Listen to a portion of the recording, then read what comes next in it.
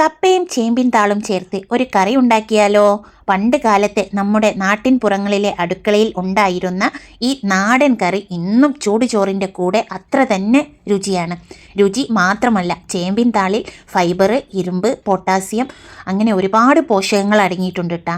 കപ്പയാകട്ടെ അന്നജം ധാരാളമുള്ളതിനാൽ നമ്മുടെ ശരീരത്തിന് നല്ല ഊർജ്ജം നൽകുന്ന ഒരു പ്രധാന ഭക്ഷണമാണ്. വളരെ കുറച്ച് ചേരുവകൾ കൊണ്ട് നമ്മുടെ പഴയകാല പാചക രീതിയിൽ തന്നെയാണ് ഇന്നത് ഞാൻ തയ്യാറാക്കുന്നത്. അവസാനം ഇതുപോലെ നല്ല കട്ടിയുള്ള രുചിയുള്ള താളും പൂളയും കറി തയ്യാറാകും. ഹായ് ഗൈസ്, ഞാനിതാ ഇന്ന് വന്നിട്ടുള്ളത് ഇതാട്ടോ, കുറച്ച് ഇലയും അതേപോലെ പൂള ഇതുമായിട്ടാണ്. പിന്നെ ഇത് വെച്ചിട്ട് നമുക്ക് നല്ലൊരു ഹെൽത്തി കറി ഉണ്ടാക്കാമെന്ന്. നല്ല സാധനം കേട്ടോ. ഇതിന് ഇന്ന കാലം ഇന്ന സമയം എന്നൊന്നുള്ള കണക്കില്ല. നമ്മളൊക്കെ എല്ലാ കാലത്തും ഇത് കിട്ടാൻ കാത്തിക്കണതാണ്. ഇത് പക്ഷേങ്കിൽ ഈ ഒരു കാലത്താണ് ഉണ്ടാവുക. കർക്കിടക മാസത്തിലാണ് ഇത് ഉണ്ടായി തുടങ്ങുന്നത്. അപ്പോൾ ഭയങ്കര ടേസ്റ്റാണ് അതിങ്ങനെ പൂള ചെയ്തിട്ട് കറി വെച്ചാൽ. ഞാനിതിൻ്റെ ഇളയ ഇല നോക്കിയാണ് പറിച്ചത്. പക്ഷേ നമുക്ക് കിട്ടിയതൊക്കെ അങ്ങനത്തെ വിടർന്ന ഇല തന്നെയാണ് കേട്ടോ. അങ്ങനെ കൂമ്പിയിട്ടുള്ള ഇല ഒറ്റൊന്നു പോലും കിട്ടിയിട്ടില്ല. അപ്പോൾ നല്ല ടേസ്റ്റാണത്. ഞാനിത് എന്നോ വെക്കണോ വിചാരിക്കുന്നുണ്ടായിരുന്നു. അപ്പോൾ എന്നാണ് ഇപ്പം എനിക്ക് അവസരം കിട്ടിയത്. അപ്പോൾ ഈ ഒരു കഷ്ണം പൂള എടുത്തിട്ടുണ്ട്. ഇതും പിന്നെ ഇതിലോട്ട് വേണ്ടത് കുറച്ച് തേങ്ങയാണ്. അപ്പോൾ ഞാനത് എങ്ങനെ ഉണ്ടാക്കുന്നത് എന്ന് കാണിച്ചു തരാം. ഫസ്റ്റ് ഇത് നന്നായിട്ട് വാഷ് ചെയ്തെടുക്കട്ടെ. ഇതൊന്ന് തോലൊക്കെ ചെത്തി അതും കട്ട് ചെയ്തെടുക്കട്ടെ. ഇതെന്നിട്ട് നന്നായിട്ട് വാഷ് ചെയ്തിട്ട് വേണം ഇത് കട്ട് ചെയ്യാൻ. എന്നിട്ട് പിന്നെയും വാഷ് ചെയ്യണം. നമുക്ക് ഇതിൻ്റെ തോലൊന്ന് എടുക്കാം. ഇതിങ്ങനെ അങ്ങ് പൊളിച്ചെടുക്കാനേ ഉണ്ടാവുള്ളൂ കേട്ടോ.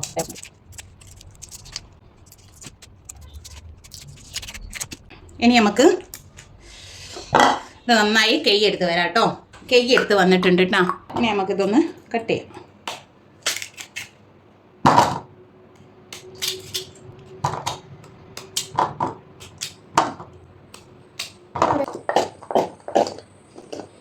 അപ്പോൾ നമ്മളെ പൂളവിടെ റെഡിയാക്കിയിട്ടുണ്ട്. ഇനി നമുക്കിതുപോലെ ഇതങ്ങോട്ട് മാറ്റി വെക്കട്ടെ. താളൊന്ന് റെഡിയാക്കാം കേട്ടോ. താള് ഫസ്റ്റ് തണ്ടൊക്കെ അങ്ങനെ അങ്ങോട്ട് മുറിച്ചെടുക്കാം. ഈ തണ്ടൊക്കെ നമുക്ക് വേണം കേട്ടോ.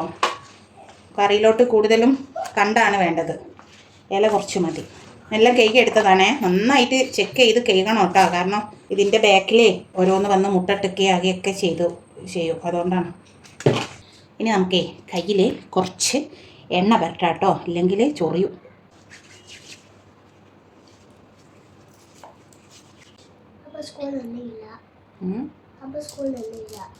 എണ്ണയില്ലേ? ഇനി ഇതിങ്ങനെ വലിക്കണം കേട്ടോ. ഫുള്ളിങ്ങനെ വലിച്ച് ഒഴിവാക്കണേ.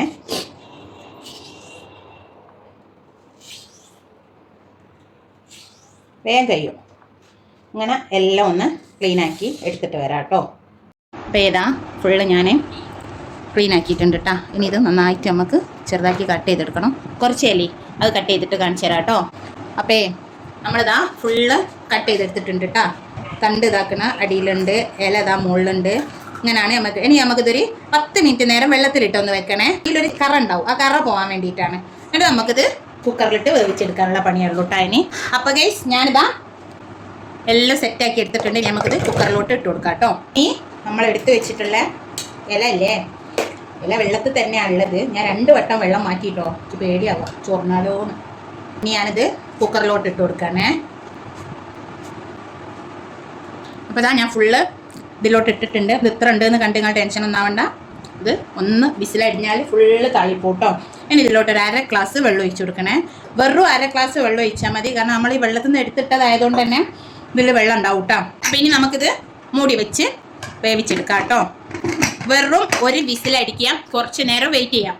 അതല്ല നേരമില്ലാത്തവരാണെങ്കിൽ 2 വിസിലടിച്ചിട്ട് പെട്ടെന്ന് തന്നെ പ്രഷർ ഊരിയിട്ട് എയർ ഒഴിവാക്കിയിട്ട് ഓപ്പൺ ആക്കാവുന്നതാണ് കേട്ടോ. അപ്പോൾ എനിക്ക് പെട്ടെന്ന് വേണം. അപ്പോൾ ഞാൻ 2 വിസിലാണ് കേട്ടോ അടിക്കാൻ പോകുന്നത്. അടുപ്പൊന്ന് കത്തിക്കുക. എന്നിട്ട് ഞാനിതാ കുക്കർ വെച്ച് കൊടുത്തിട്ടുണ്ട്. ഇനി ഇത് നമുക്കൊന്ന് വേവിച്ചെടുക്കാം കേട്ടോ. അത് അവിടുന്ന് റെഡി ആകുമ്പോഴേക്കിനും നമുക്കിതാ ഈ തേങ്ങ ഒന്ന് ചിരവിയെടുക്കാം. ഞാനിതാ ഒരു മുറി തേങ്ങ എടുത്തിട്ടുണ്ട്. ഒരു 5-6 ചെറിയുള്ളി എടുത്തിട്ടുണ്ട്. 5 പച്ചമുളകും എടുത്തിട്ടുണ്ട്. കാന്താരി മുളക് ഉണ്ടെങ്കിൽ ഏറ്റവും ബെസ്റ്റ് അതാണ് കേട്ടോ. പക്ഷെ എൻ്റെ കയ്യിലില്ല, അതുകൊണ്ടാണ്. അപ്പോൾ നമുക്കിത് മിക്സിയിലോട്ട് ഇട്ട് കൊടുക്കാം. ഫസ്റ്റ് നമുക്ക് വെള്ളം ഒഴിക്കാതെ പൾസ് മോഡിൽ ഇട്ടിട്ടൊന്ന് അടിച്ചെടുക്കാം കേട്ടോ. ഓവർ അരയേണ്ട ആവശ്യമില്ല ഇത്, അതുകൊണ്ടാണ്. ഈ ഒരു രൂപത്തിലായിട്ടുണ്ട്. ഇനി നമുക്ക് ഇതിലോട്ട് ഒരു ഇത്തിരി വെള്ളം ഒഴിച്ചിട്ട് ഒന്നുകൂടി ഒന്ന് അടിക്കുക. കുറച്ച് വെള്ളം ഒഴിച്ചാൽ മതി കേട്ടോ. അപ്പോൾ ഈ ഒരു രീതിക്ക് ഞാൻ ചതച്ചെടുത്തിട്ടുണ്ട്. പ്രഷറൊക്കെ പോയിട്ടുണ്ട്. നമുക്കൊന്ന് തുറന്ന് നോക്കാം കേട്ടോ. ഈ ഒരു കണ്ടീഷനിലാണ് ആയിട്ടുള്ളത്. ഇനി നമുക്കിത് നന്നായിട്ടൊന്ന് ഇളക്കി കൊടുക്കേ.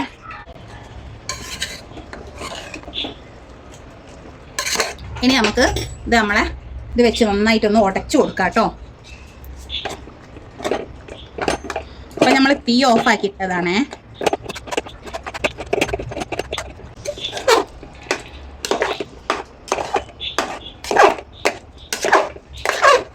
നന്നായി ഉടഞ്ഞുണ്ട് കേട്ടോ. ഇങ്ങനെ ഉടഞ്ഞാൽ മതി. കുറച്ചൊക്കെ പൂള അങ്ങനെ കടിക്കാൻ കിട്ടുന്നതും നല്ല ടേസ്റ്റ്. ഇനി നമുക്ക് ഫസ്റ്റ് ഉപ്പിട്ട് കൊടുക്കാം. അതിന് ശേഷം നമ്മൾ അരച്ച് വെച്ചിട്ടുള്ള തേങ്ങ അതിലോട്ട് ഇട്ട് കൊടുക്കാം കേട്ടോ. ഇനി നമുക്ക് ചെറുങ്ങനെ തീ ഒന്ന് കത്തിക്കാം. കുറച്ച് വെള്ളം ഒഴിച്ചു കൊടുക്കാം കേട്ടോ, കാരണം നല്ല കട്ടിയായിട്ടാണ്. ഇനിതാ നമ്മളെ തേങ്ങ ഇതിലോട്ട് ഇട്ട് കൊടുക്കുകയാണേ.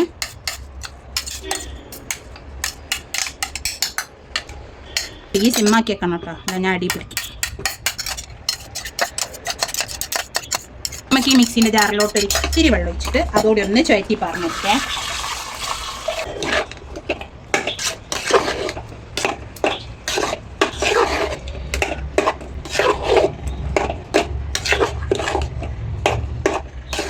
ഉപ്പ് കുറച്ച് കുറവുണ്ടേ.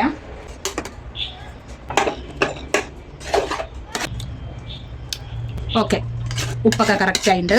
ഇനി ഒന്ന് തുള്ളിയാൽ നമുക്ക് തീ ഓഫാക്കാം കേട്ടോ.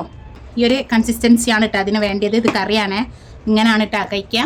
കാണുന്നുണ്ടോ?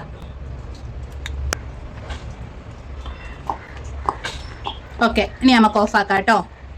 അപ്പം ഇനി നമുക്കൊരു പാത്രത്തിലോട്ട് മാറ്റി കൊടുക്കാം. അപ്പോൾ ഇതാ ഞാനൊരു ചട്ടി വെച്ച് കൊടുത്തിട്ടുണ്ട്. ഇനി നമുക്കിത് ആ ചട്ടിയിലോട്ട് മാറ്റി കൊടുക്കാം കേട്ടോ.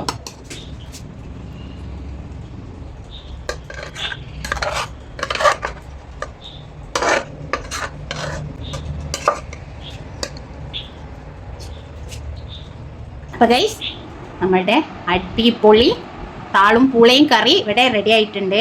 എല്ലാവരും മസ്റ്റായിട്ട് ട്രൈ ചെയ്ത് നോക്കണം. നല്ല അടിപൊളി ടേസ്റ്റാണ്. കർക്കിടക മാസം കഴിഞ്ഞ് വിചാരിച്ച് നിങ്ങൾ ആരും കഴിക്കാതിരിക്കരുത്. കാരണം ഇത് എല്ലാ കാലത്തും കഴിച്ചാൽ നമ്മുടെ ശരീരത്തിന് നല്ലതാണ്. പക്ഷേ ഈ ഇല നമുക്ക് ഇപ്പേ കിട്ടുള്ളൂ, അതാണ് കാര്യം. അപ്പോൾ നിങ്ങളെല്ലാവരും മസ്റ്റായിട്ട് ട്രൈ ചെയ്യുക. എന്നിട്ട് കമൻറ്റിൽ എന്താണ് അഭിപ്രായം എന്നുള്ളത് അറിയിക്കണം കേട്ടോ. നല്ല ടേസ്റ്റാണ്, അത്രയും ടേസ്റ്റാണ് കേട്ടോ. അപ്പോൾ വീഡിയോ കണ്ടുകൊണ്ടിരിക്കുമ്പോൾ നിങ്ങൾക്ക് ഇഷ്ടമാവുകയാണെങ്കിൽ എൻ്റെ ചാനലിനെ സബ്സ്ക്രൈബ് ചെയ്യാൻ മറക്കരുത്. തൊട്ടടുത്തുള്ള ബെൽ ബട്ടണും പ്രസ് ചെയ്യാം. എങ്കിൽ മാത്രമേ ഞാനിടുന്ന വീഡിയോസിൻ്റെ നോട്ടിഫിക്കേഷൻ നിങ്ങൾക്ക് കിട്ടുള്ളൂ. ലൈക്ക് ചെയ്യുക, കമൻറ്റ് ഇടുക, പിന്നെ നിങ്ങളെ ഫ്രണ്ട്സ് ആൻഡ് ഫാമിലിക്ക് മറക്കാതെ ഷെയറും ചെയ്ത് കൊടുത്തേക്കണം കേട്ടോ. അപ്പോൾ അടുത്ത വീഡിയോയിൽ അടിപൊളി ഡിഷുമായിട്ട് വീണ്ടും കാണാം. അതുവരേക്കും ബൈ.